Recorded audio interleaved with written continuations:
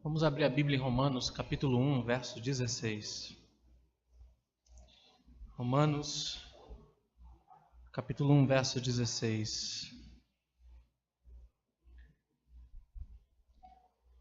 Talvez o mais conhecido dos versos da carta aos Romanos. Romanos, capítulo 1, verso 16. Assim diz a palavra do Senhor. Pois não me envergonho do Evangelho, porque é o poder de Deus para a salvação de todo aquele que crê, primeiro do judeu e também do grego. Senhor, em nome de Jesus estamos diante do Senhor. A Tua palavra nos foi dada para que conheçamos a Ti e Te adoremos. Por meio dela somos levados a conhecer Jesus e tudo o que Ele é e fez por nós. Ela também é usada por Ti para produzir em nós a fé que se apega a Cristo e que se entrega a Ele, desfrutando de todas as Suas bênçãos. Também é ela que o Senhor usa para firmar, fortalecer e amadurecer a nossa fé. Por isso, nessa noite, enquanto estudamos a Tua palavra, nós pedimos, Senhor, em nome de Jesus, para o louvor da Tua glória.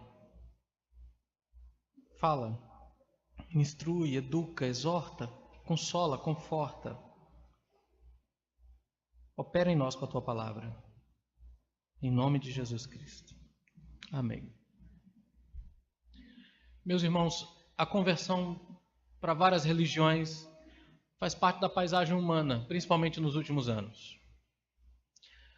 Mas é bem diferente dependendo da religião. Espada, armas, bombas, por exemplo, aumentaram em muito o número dos seguidores de Maomé ao longo dos séculos e continua nos nossos dias. Você já deve ter visto algumas reportagens de jovens europeus e até mesmo americanos que se alistaram no exército do Estado Islâmico. Superstição, manipulação e ameaças também continuam a aumentar seguidores de religiões como o do hinduísmo, budismo. Isso sem falar em religiões que fazem lavagem cerebral, que manipulam seus adeptos para que eles continuem nelas e delas não saiam mais. Nos Estados Unidos há uma religião chamada Cientologia, que é muito famosa entre os astros de Hollywood e que se utiliza desse mecanismo de lavagem cerebral e manipulação. Mas a fé cristã não é assim. Ela é diferente de todas as outras religiões nesse aspecto.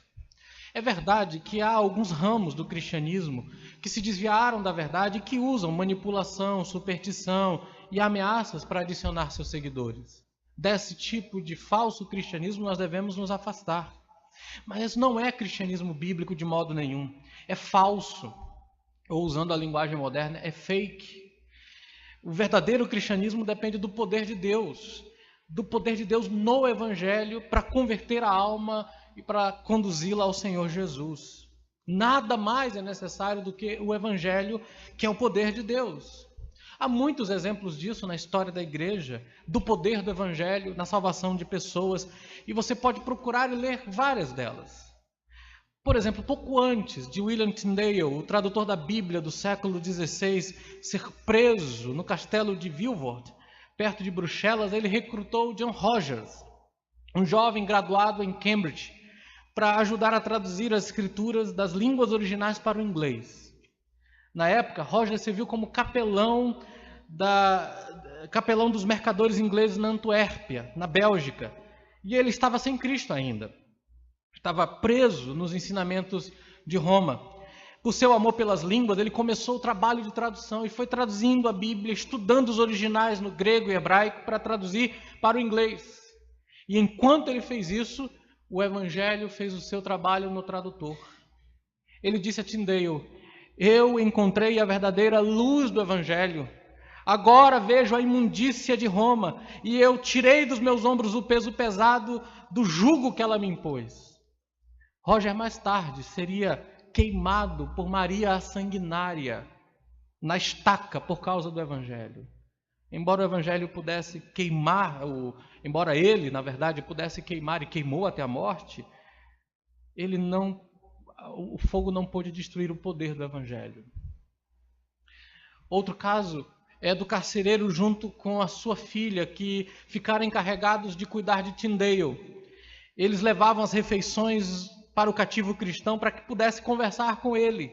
E qual era o assunto do carcereiro com a filha, o assunto do preso com a filha do carcereiro e o carcereiro? Ali, nos muros da prisão, o evangelho passou a trabalhar através das explicações que William Tyndale dava para o carcereiro e para sua filha.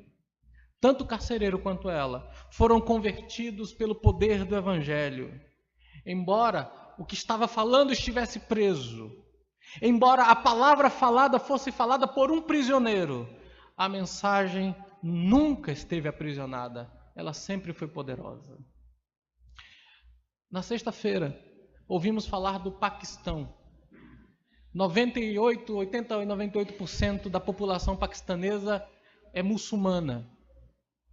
Os cristãos são uma minoria perseguida e maltratada, e há uma lei de blasfêmia que é lançada contra todos os que abandonam o islamismo e se convertem ao cristianismo.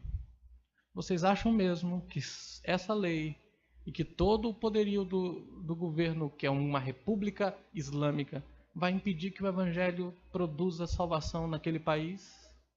Não, não poderá. Porque o evangelho é o poder de Deus. Meus queridos, se o nosso dever, e o meu dever e o seu dever fosse converter pessoas a seguir uma filosofia cristianizada, nós deveríamos ter desistido disso há muito tempo. Muitas outras filosofias competem com a fé cristã. Muitas são bastante convincentes, inclusive. Mas nosso chamado é proclamar o evangelho. Não é fazer convertidos, não é manipular pessoas, mas falar sobre as boas novas de Jesus Cristo e de sua obra de redenção. Através desse tipo de conversa, de diálogo sobre o evangelho, seja do púlpito hoje à noite, ou numa sala de aula na sua faculdade, quando o seu professor quiser implantar e pressionar a sua mente a adotar uma visão marxista de mundo, ou na sala de estar, quando você convida vizinhos para um jantar e ali compartilhar o evangelho, ou na rua, enquanto você conversa com pessoas que têm problemas, dificuldades, e você apresenta Cristo a elas, ou talvez silenciosamente, num livreto, nas páginas das Escrituras, naquelas bibliazinhas que nós distribuímos de vez em quando para as pessoas. Cada um de nós que professamos a Cristo hoje, ouvimos, cremos e devemos falar do Evangelho às pessoas. O poder de Deus opera. Esse poder continua operando. Toda a confiança em Cristo através do Evangelho experimenta esse poder salvador de Deus quando nós levamos o Evangelho para as pessoas. Por essa razão, meu irmão, como o apóstolo Paulo, nós não devemos nos envergonhar do Evangelho. Como o Evangelho se distingue de todas as outras mensagens?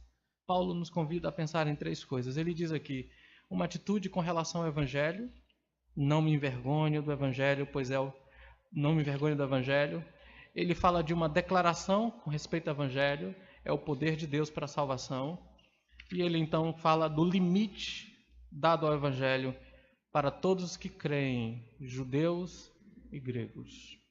Eu quero convidar você a olhar para essas 3 coisas, dizendo pelo menos, saindo daqui na sua mente com essas 3 verdades aqui.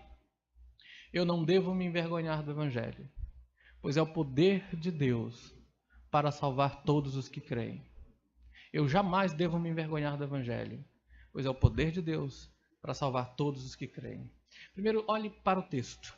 Ele diz, não me envergonho do Evangelho. Por isso, meu irmão, não se envergonhe também. Paulo não inicia aqui um novo assunto, embora ele leve agora o assunto a um outro nível. Ele explicou à igreja em Roma a sua profunda obrigação para com todos de pregar o Evangelho a eles, incluindo aqueles em Roma. Ele diz, eu me sinto obrigado, eu sou devedor a todo tipo de gente para pregar o Evangelho. Assim, quando ele levanta esse assunto do Evangelho, isso pode ter produzido algum escrúpulo, alguma dificuldade para os seus leitores, ou até mesmo para ele. Certamente faz isso em nossos dias. Os homens falam de temas elevados com respeito à política, à sociedade, à religião, à filosofia. Há debates sobre política hoje no nosso país, constantemente, e ninguém fica envergonhado de falar dessas coisas. Mas fale do Evangelho. E de repente os tons e as expressões começam a mudar. Fale do Evangelho na faculdade, você vai ver o que vai acontecer com você. Certamente isso aconteceu em Roma. Assim como acontece em nossos dias, aconteceu também com aqueles crentes. Por que Paulo teve que expressar sua atitude para com o evangelho com aqueles que professam Cristo, dizendo: por que não me envergonho do evangelho? Alguns estudiosos sugerem que Paulo usou aqui um artifício literário nessa declaração conhecido como litotes, que é exatamente usar uma frase negativa para afirmar uma coisa positiva. Nesse caso, por meio dessa figura de linguagem, Paulo insinuou que ele se gloriava no evangelho, mas disse: não me envergonho. Ou que ele achava que o evangelho era aquilo que ele mais amava falar. Outros apontam que a verdadeira questão aqui de se envergonhar do evangelho era muito real, tanto para Paulo quanto para os seus discípulos, como Timóteo, que lá em 2 Timóteo, capítulo 1, verso 8, Paulo teve que dizer para ele: não se envergonhe do testemunho de nosso Senhor, que é uma outra forma de falar do evangelho, ou de mim, que sou seu prisioneiro. Talvez algumas pessoas em Roma tentassem e estivessem tendentes à tentação de se envergonharem quando eles deveriam ficar exultantes com a mensagem do evangelho. Quando a história do evangelho foi contada, os cristãos relataram como Deus visitou o ventre de uma virgem em uma vila obscura, anunciando que ela daria à luz o Filho de Deus. O nascimento de Cristo ocorreu em um ambiente humilde. Não é o tipo de lugar que esperamos que um grande rei nasça. Nascido de pais camponeses, em um estábulo, em uma manjedoura, no lugar de uma cama. Ele cresceu em Nazaré, uma vila de trabalhadores, onde trabalhou como carpinteiro, até o tempo do seu ministério público. E mesmo naquela época, Jesus Cristo não tinha um grupo de seguidores real. Mas homens e mulheres sem instrução, sem sofisticação, viajavam atrás dele para onde quer que ele ia. Muitas vezes ele não tinha uma casa para ficar, mas dormia no deserto, nas montanhas ou em barcos. As autoridades judaicas não reconheceram sua divindade, mas finalmente convenceram os romanos a matá-lo por acusações de blasfêmia. E eles fizeram isso. Acrescente a essa imagem mais algumas coisas. Acrescente a essa imagem a mensagem central do Evangelho. A morte desse homem na cruz. Nós nos gloriamos nisso. Mas os judeus consideravam isso uma pedra de tropeço e uma insensatez. Para eles era loucura. Um escândalo, na verdade. Para os gregos, uma loucura. Para os judeus, um escândalo. A morte por execução em uma cruz foi reservada para o pior dos criminosos, que não possuía cidadania romana. Nenhum cidadão romano poderia morrer na cruz. Seria o mesmo que dizer em nossos dias que nós seguimos um homem que foi morto numa forca ou numa cadeira elétrica. Há a vergonha que acompanha a execução criminal. No entanto, a vergonha da cruz é o ponto central da nossa glória. Pode ser uma pedra de tropeço para alguns, pode ser loucura para outros, mas Paulo diz em 1 Coríntios capítulo 1, verso 24, é o poder de Deus e a sabedoria de Deus. No entanto, para aqueles que não consideram a necessidade da cruz, há uma luta com vergonha por causa disso. Considere também, irmãos, o que o Evangelho nos diz. A razão pela qual nós precisamos das boas novas, que é o Evangelho, é o que o Evangelho é por causa das más notícias que são acompanhadas. As más notícias do nosso pecado. O Evangelho nos fala de nosso total desamparo, a avareza do nosso pecado, nossa total ruína sem Cristo. Não é uma mensagem para nos fazer sentir melhor sobre nós mesmos, ou para nos ajudar a melhorar a nossa posição com os outros, ou para nos mostrar como nos elevar a uma vida mais bem-sucedida, ainda que tem pregador por aí que prega isso. Na verdade, nos declara que nós estamos arruinados, espiritualmente falidos, sem esperança e sob o juízo de Deus. Não fala de um homem que até Deus admira. Na verdade, nos fala da nossa separação de Deus. Isso revela que não temos nada para oferecer a Deus, que não podemos ajudar em nada para receber uma bênção de Deus. Nada pode nos recomendar diante de Deus. E eu pergunto, você tem vergonha de fazer tal admissão através do Evangelho? É exatamente aqui onde as pessoas em nossos dias lutam com o Evangelho, meus irmãos, e acham que é um ensinamento vergonhoso. Diga aos homens que Deus os ama, e eles vão achar isso maravilhoso. Se todo o Evangelho que você prega é Jesus te ama, todo mundo vai gostar de ouvir isso. Todo mundo vai achar maravilhoso ouvir isso. Mas diga a essas pessoas que elas são pecadoras e você vai ver o que eles vão falar. Diga a essas pessoas que elas podem ter uma vida maravilhosa através de Deus e eles também vão achar isso muito bom e vão lotar templos atrás dessas coisas.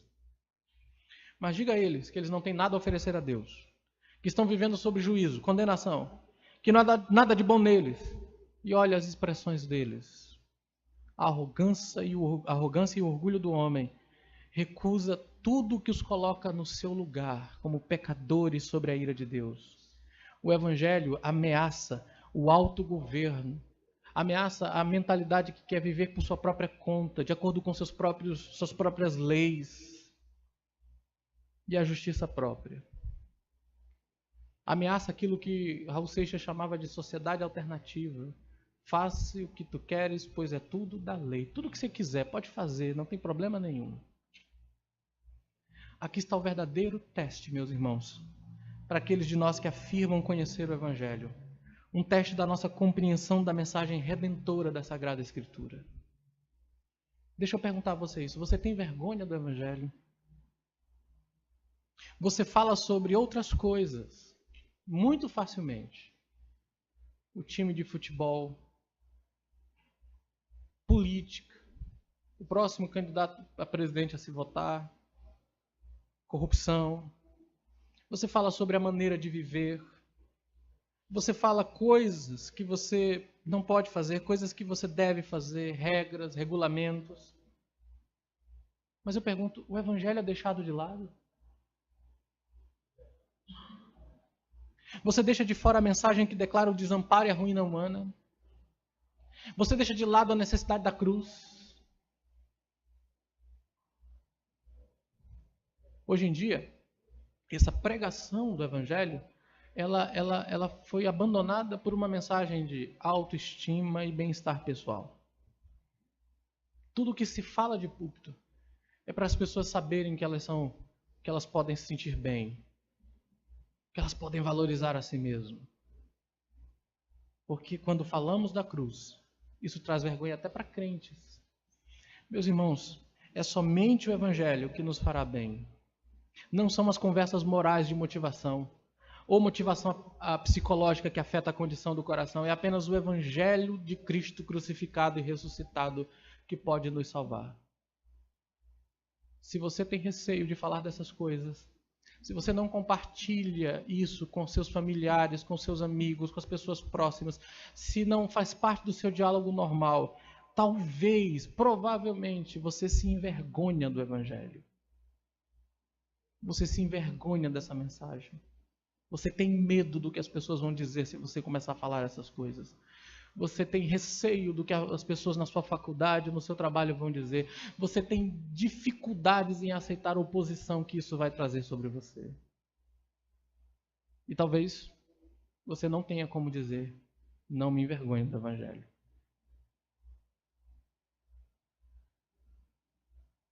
Você fala de Jesus. Você compartilha Cristo com as pessoas. Você diz para as pessoas que elas estão perdidas.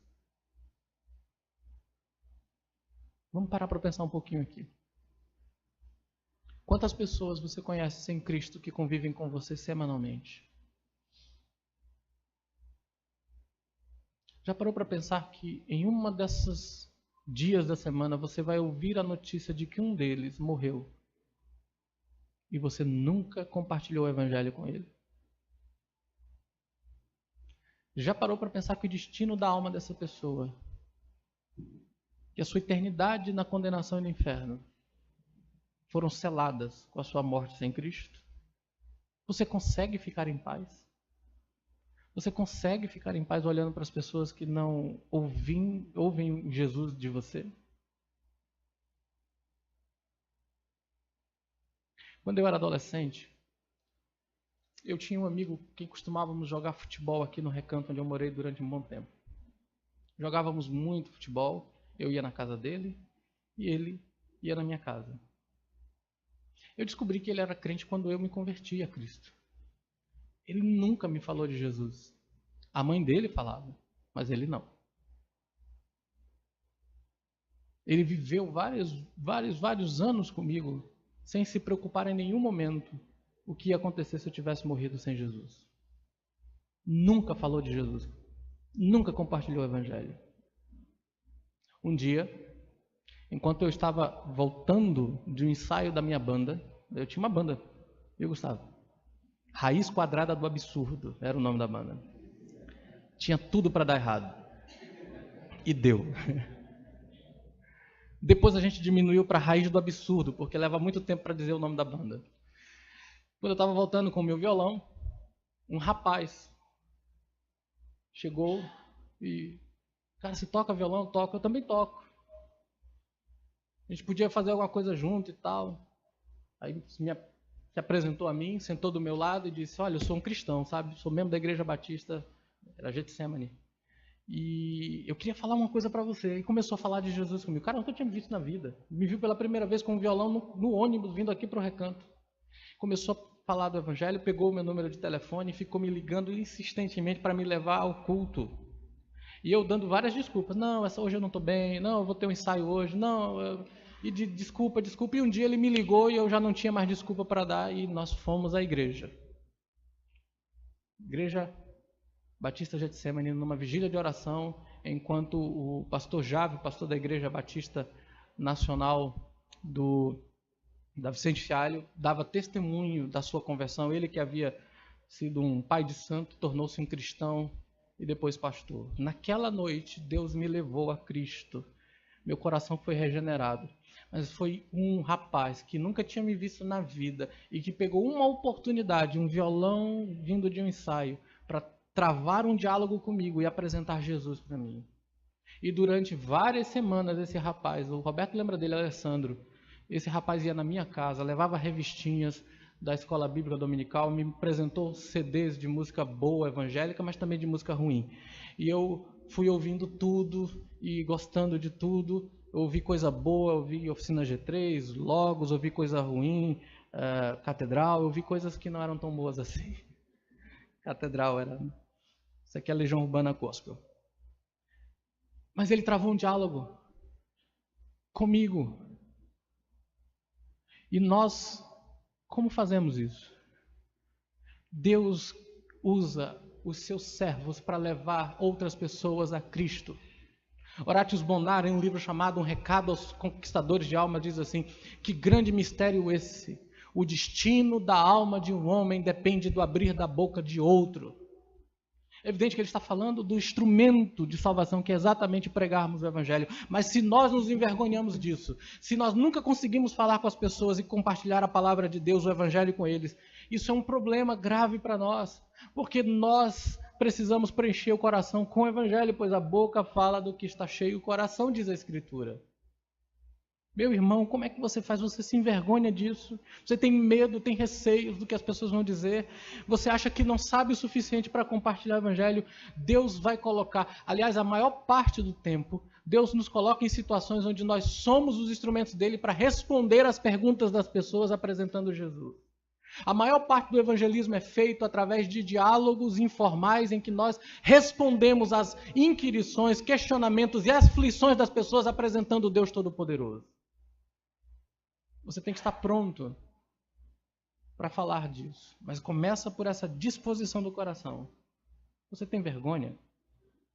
Não se envergonhe. Por que nós não devemos nos envergonhar?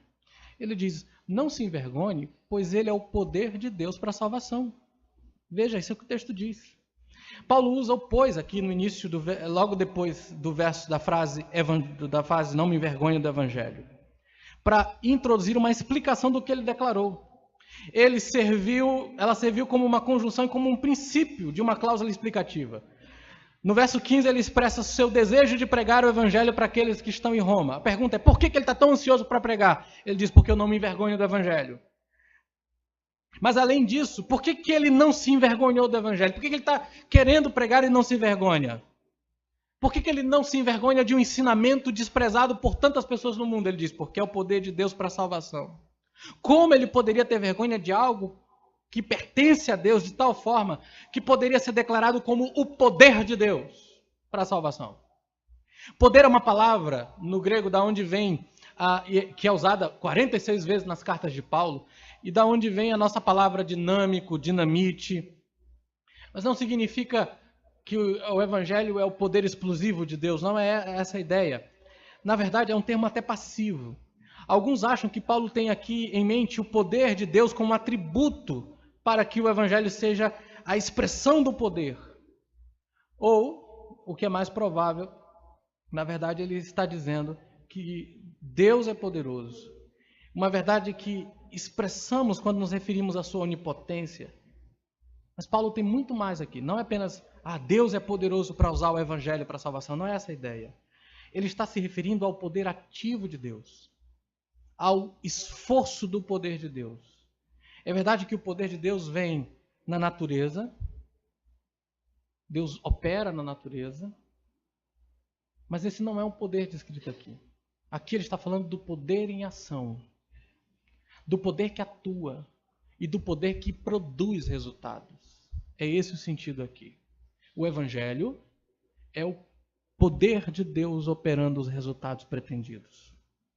Por que nós precisamos do poder de Deus para a salvação?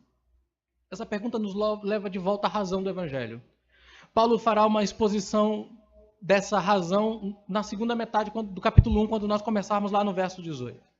Mas eu quero lembrar vocês o que isso quer dizer. Primeiro, Paulo diz, embora Deus tenha se revelado através da criação e da consciência, nós o rejeitamos e procuramos adorar outras coisas que não Deus. Isso está no capítulo 1, verso 18 a 23. Consequentemente, Deus nos entregou aos nossos próprios desejos, de modo que buscamos a imaginação egoísta da nossa mente, enchendo nossas vidas com todo tipo de pecado, com todo tipo de desobediência contra a lei de Deus. É isso que ele faz ao descrever do verso 24 até o final do capítulo 1, o quadro terrível em que nos encontrávamos. Depois, ele diz, embora Deus tenha mostrado misericórdia e bondade, nós somos teimosos e impenitentes. Capítulo 2, de 1 a 11. E ele vai um pouquinho a mais e diz, apesar de ter acesso à lei de Deus e ao ensino das Escrituras, agimos de modo arrogante, de modo orgulhoso, em direção à verdade. Nós escolhemos, em vez disso, seguir o nosso próprio caminho. Ele fala isso dos judeus em especial. E aí, finalmente, ele diz, não há nenhum de nós que seja bom, que seja justo, ou que busque a Deus, ou que deseja Deus, de modo que Deus nos colocou sob condenação sobre a sua lei, e todos estão sob o juízo de Deus. É esse todo o argumento que vai até o capítulo 3, verso 20.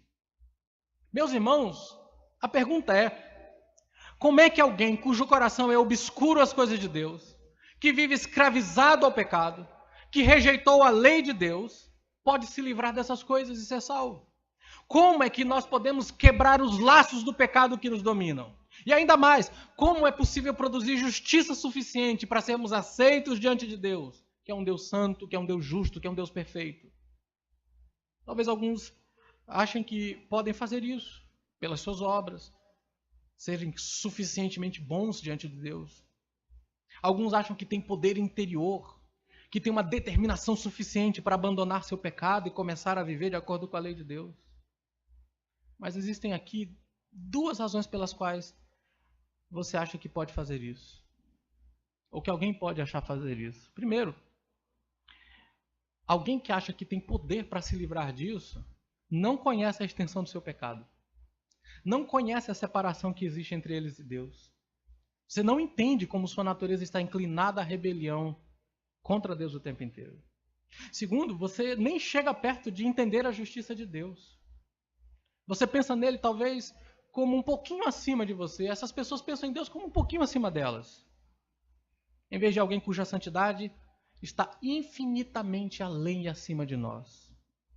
Essas pessoas acham que Deus aceitará seu bom esforço em direção à justiça, dizendo, olha, você não conseguiu fazer tudo perfeitinho, mas eu vi que você tinha boa intenção, então eu vou fazer você entrar no céu. No entanto, a única coisa que Deus aceita é justiça perfeita. Temos que ser tão santos quanto Ele é e tão perfeitos como Ele é. Você precisa do poder dele para salvar você. Nada além do poder exercido por Deus através do Evangelho pode quebrar o pecado sobre nós e trocar nossa iniquidade por uma justiça perfeita que nos salva. Mas alguém diz assim, mas o Evangelho é uma história. Isso é verdade. Mas não é apenas uma história.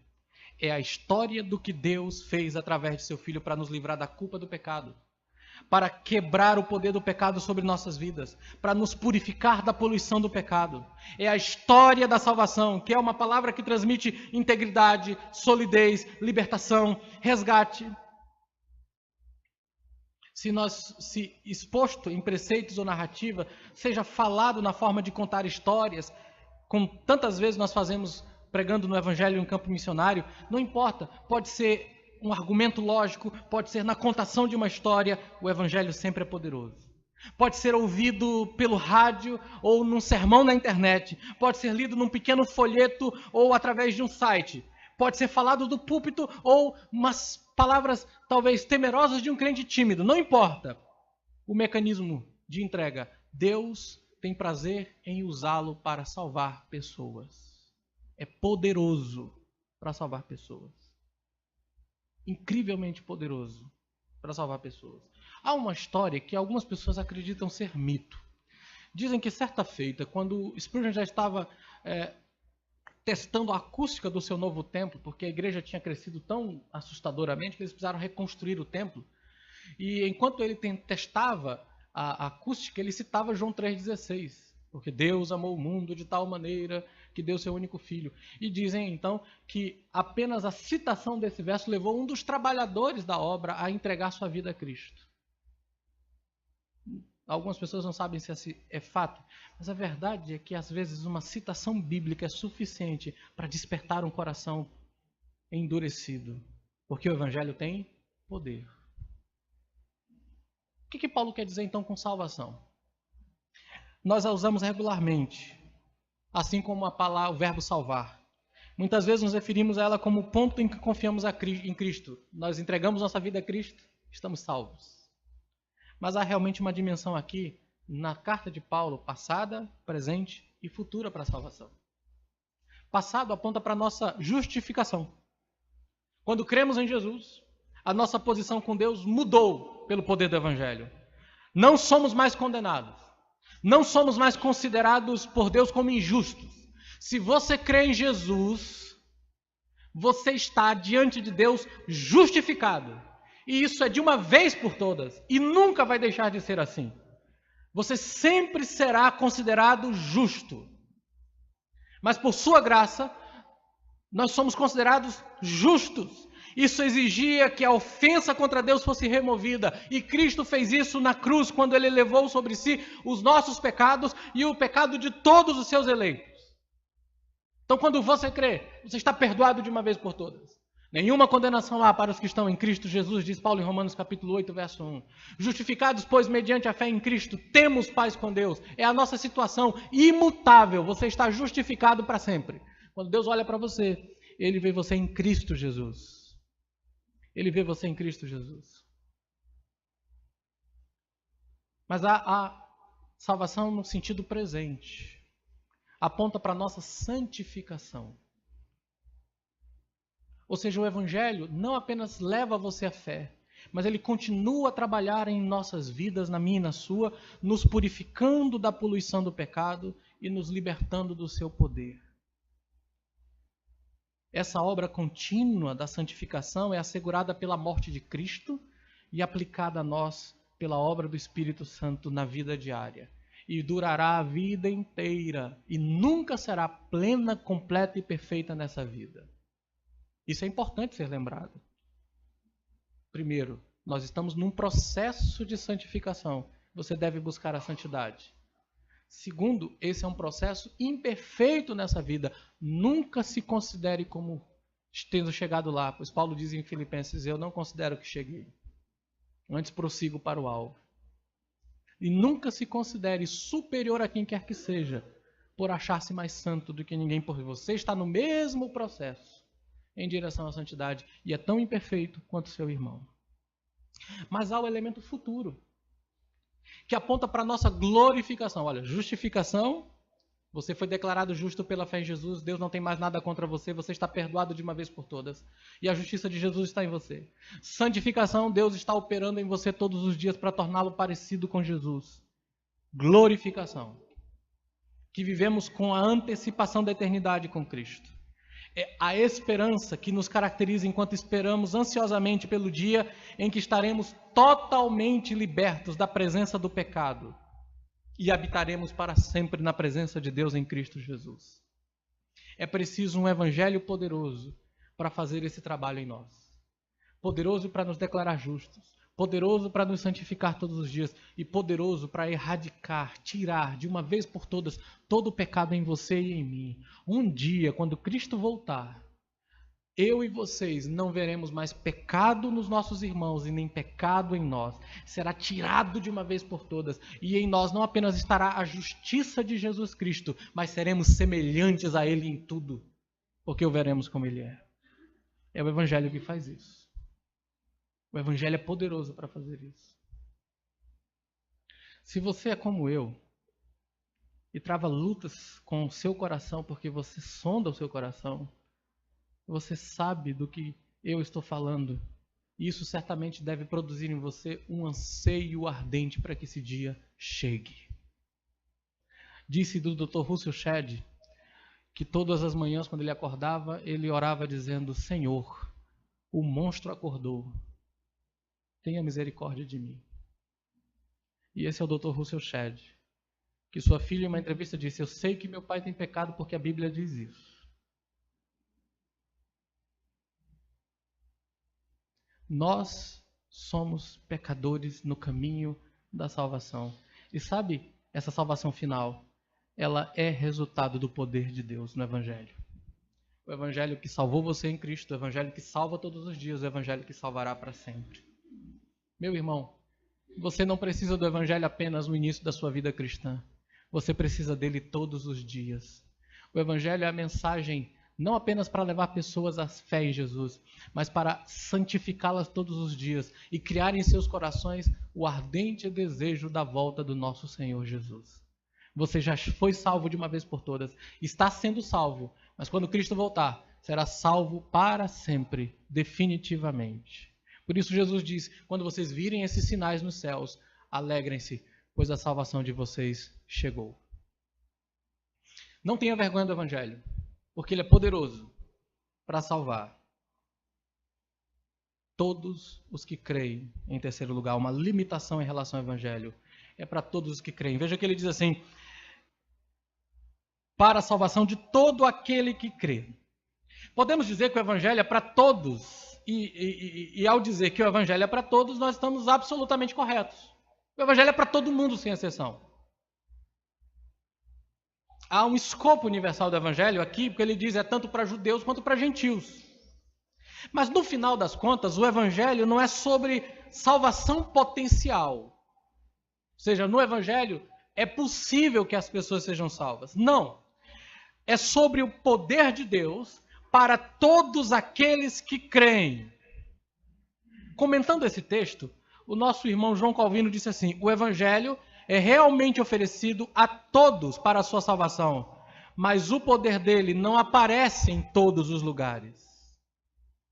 Essa cláusula para todos os que creem interrompe muitos mortos que estavam perdidos em pecados. E muitas pessoas ficam perturbadas.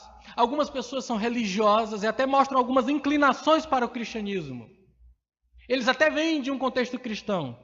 Eles acham que Jesus era uma grande figura religiosa.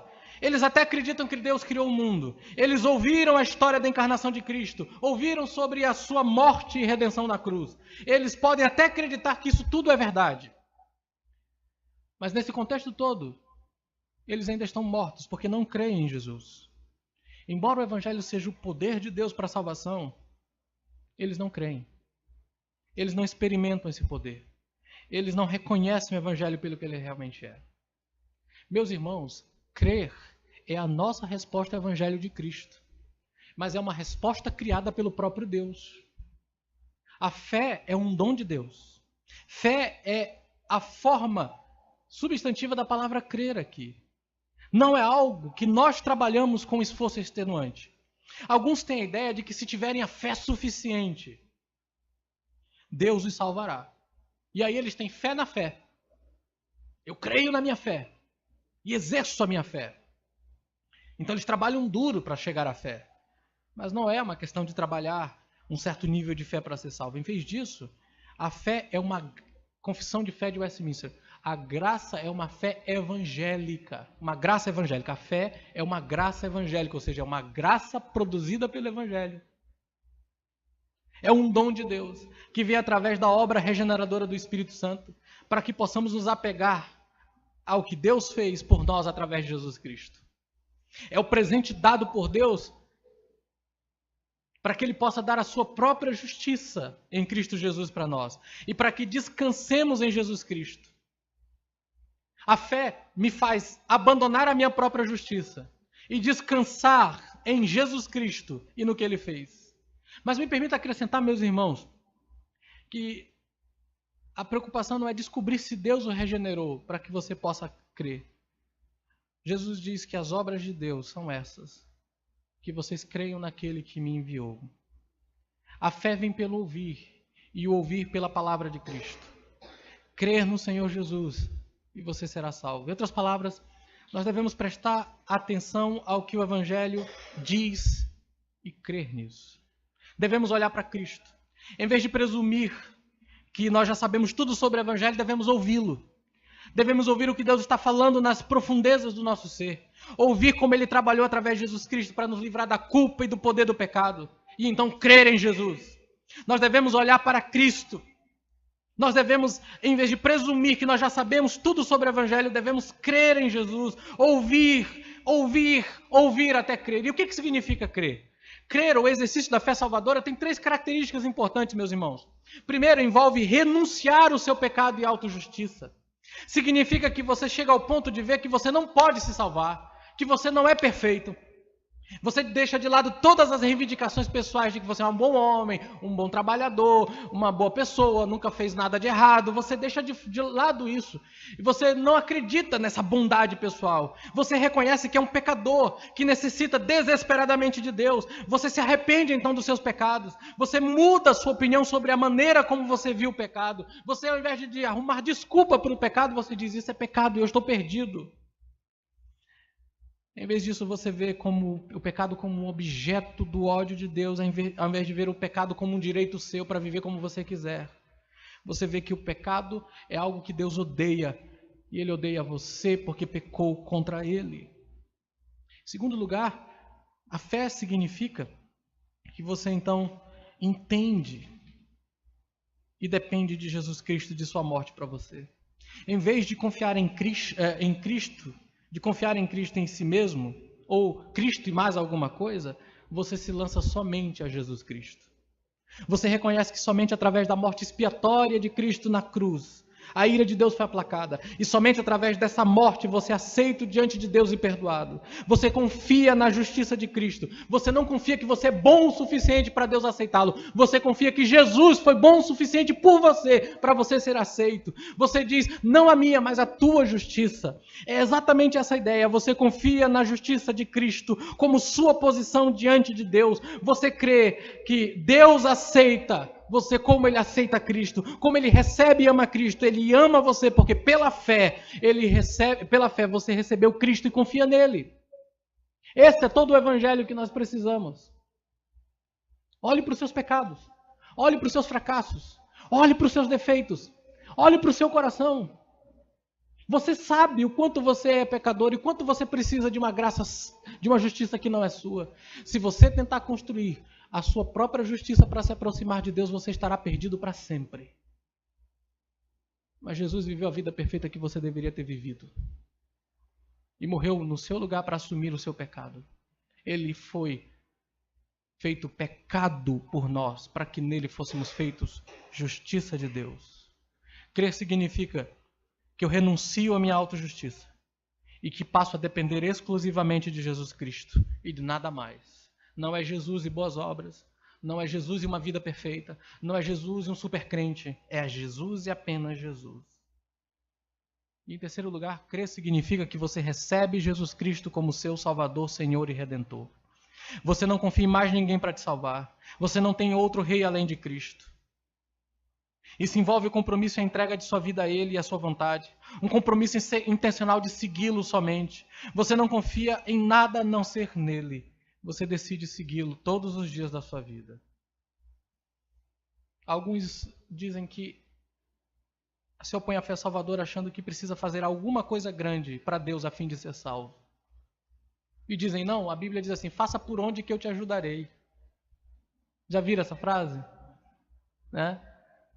Eu já ouvi tanto gente dizer isso para mim. Eu digo, meu Deus, de onde é que esse povo tirou essa frase? Faça por onde que eu te ajudarei. Quão grandes suas ações precisam ser para que Deus possa aceitar você? Já parou para pensar?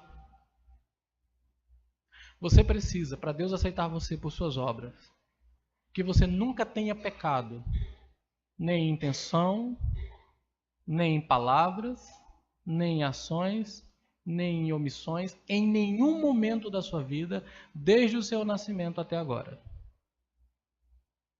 Tem alguém que pode fazer isso? Talvez externamente você não seja culpado de certos pecados, mas Deus sabe como é que está o seu coração.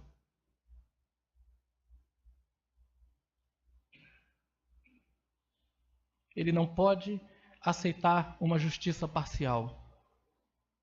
Ele é muito santo. Ele não pode aceitar você além da ofensa pecaminosa contra ele que ele encontra em você. A não ser que ela seja removida, ele não pode aceitar você.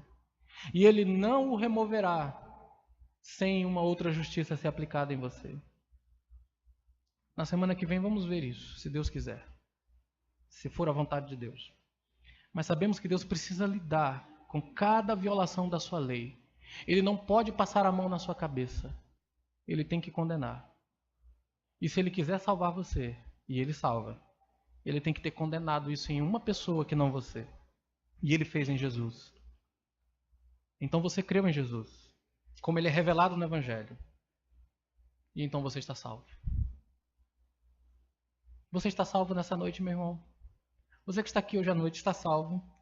Não estou perguntando se você creu em sua própria visão de Cristo, ou se você creu em um conceito particular de Cristo. Minha pergunta é, você crê nele? É um relacionamento aqui. Você, como pecador, deixou de confiar em si mesmo e passou a confiar na pessoa e na obra de Jesus Cristo somente? O Evangelho é só para quem crê. Só é salvo quem crê. Quem não crê está condenado. Mas veja que ele diz, é também para o judeu, primeiro, e para o grego. Paulo queria dar certeza de que sua audiência original entendia que ninguém é deixado de fora dessa oferta gratuita do Evangelho.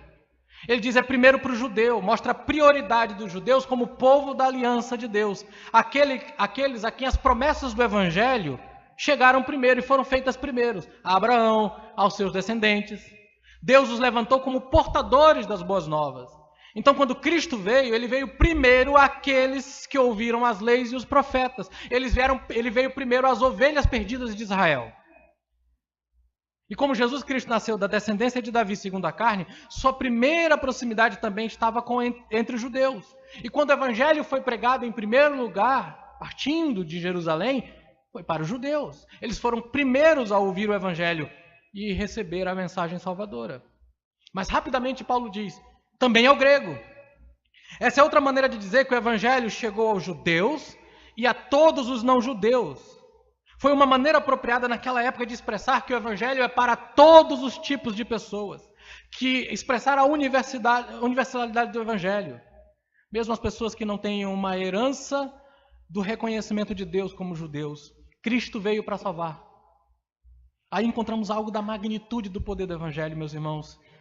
A cidade de Roma abrigou templo após templo para adorar diferentes deuses. No entanto, Cristo veio para salvar os romanos também.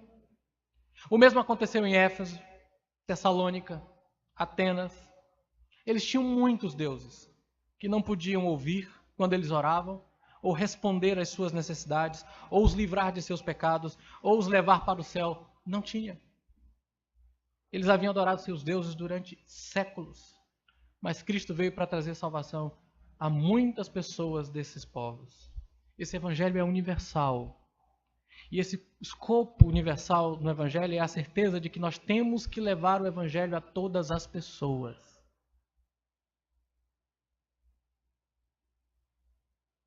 Essa semana eu aprendi, na vigília de oração, que um evangelismo em particular para o mundo islâmico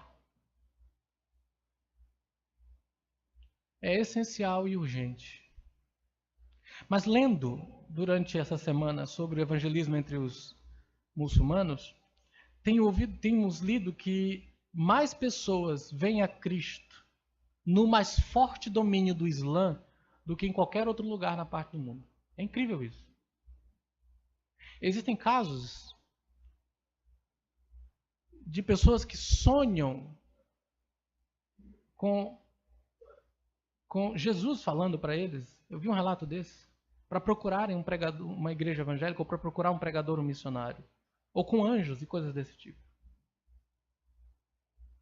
O evangelho liberta aqueles que foram presos no Islã para adorar o Deus verdadeiro e vivo através de Cristo. Eu li sobre um pastor chamado Paul, no Quênia, que disse que apesar de toda a violência e caos no Quênia, Deus, em sua fidelidade, trouxe 67 novos crentes através da pregação do Evangelho. Eu li também de casos de pastores presos e assassinados por pregar o Evangelho em países muçulmanos. E que, como resultado de suas mortes e prisões, centenas de pessoas foram levadas a Cristo. Ao invés de impedir com que as pessoas se convertam, as ameaças e assassinatos estão produzindo o efeito contrário na religião muçulmana, porque eles ficam impressionados. Eu comentava com Paulo na vigília que enquanto o islamismo mata por causa do seu Deus, o cristianismo morre por causa do seu Deus. E é por causa disso que as pessoas ficam impressionadas. Como essas pessoas estão dispostas a morrer por essa fé? E isso as incomoda. Como incomodou os imperadores romanos quando eles queimavam os cristãos em suas tochas para iluminar os seus jantares, como no caso de Nero, ou os lançava nas covas dos leões para servirem de espetáculo nos círculos romanos, e eles se assustavam com a integridade e firmeza dessas pessoas em sua fé, e isso fazia com que muitos fossem levados a Cristo. Ainda hoje assim o é. Mesmo em uma terra onde centenas de pessoas estão sendo mortas por questões tribais e políticas, o Evangelho sai com poder para salvar. Imagina o que ele pode fazer em nossa cidade. Esse escopo universal do Evangelho nos assegura que é um ajuste apropriado que é um ajuste apropriado para toda a sociedade e cultura, ou seja, o Evangelho se aplica a todos os povos.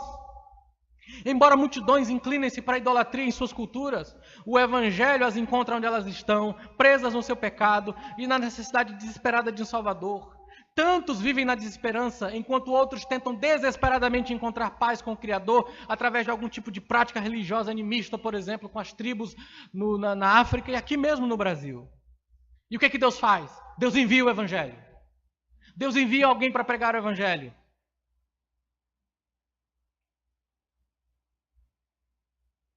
Assassinos, polígamos, adúlteros, ladrões, homossexuais, idólatras, rebeldes de todos os tipos finalmente encontram paz que supera toda a compreensão por meio de Jesus Cristo no Evangelho.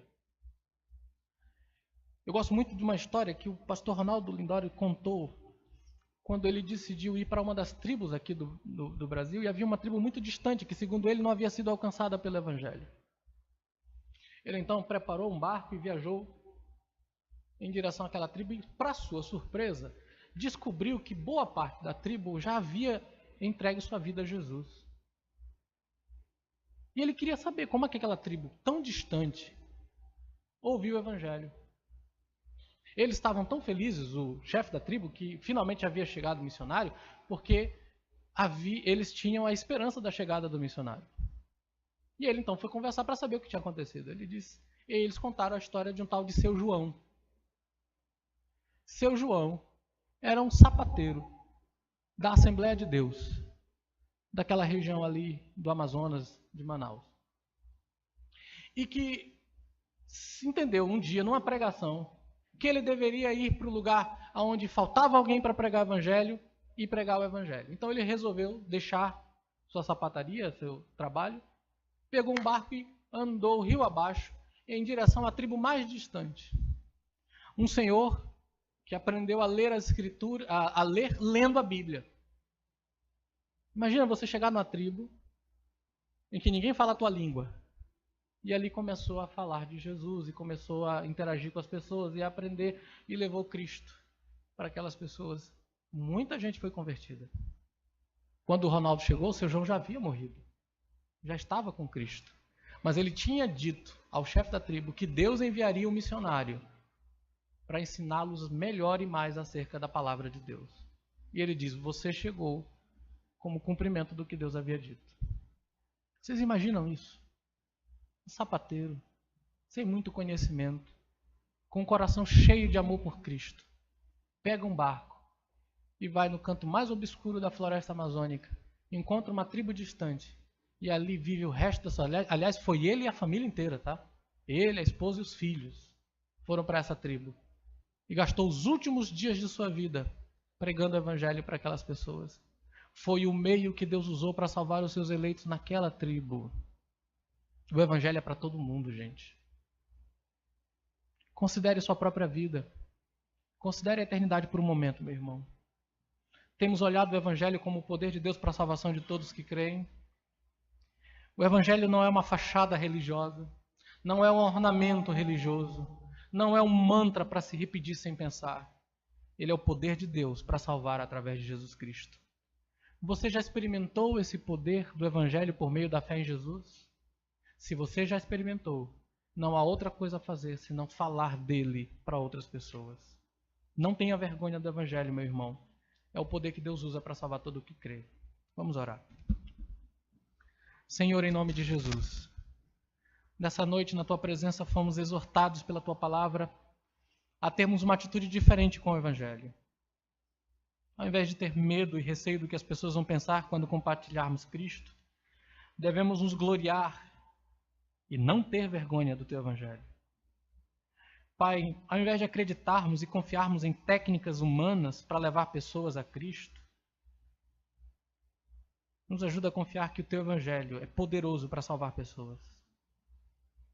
Também nos faz ver, Pai, que o evangelho é para quem crê, mas é para quem crê de todos os povos da terra. É para todas as pessoas, para todos os tipos de pessoas. Nunca permita que em algum momento achemos que alguém não precise do evangelho. Não nos permita ter esse pensamento. Antes, enche o nosso coração de regozijo e gozo, da certeza do poder salvador que a tua palavra tem.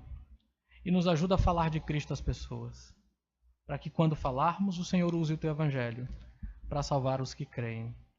Ó Deus, em nome de Jesus, oramos. Em Cristo Jesus. Amém.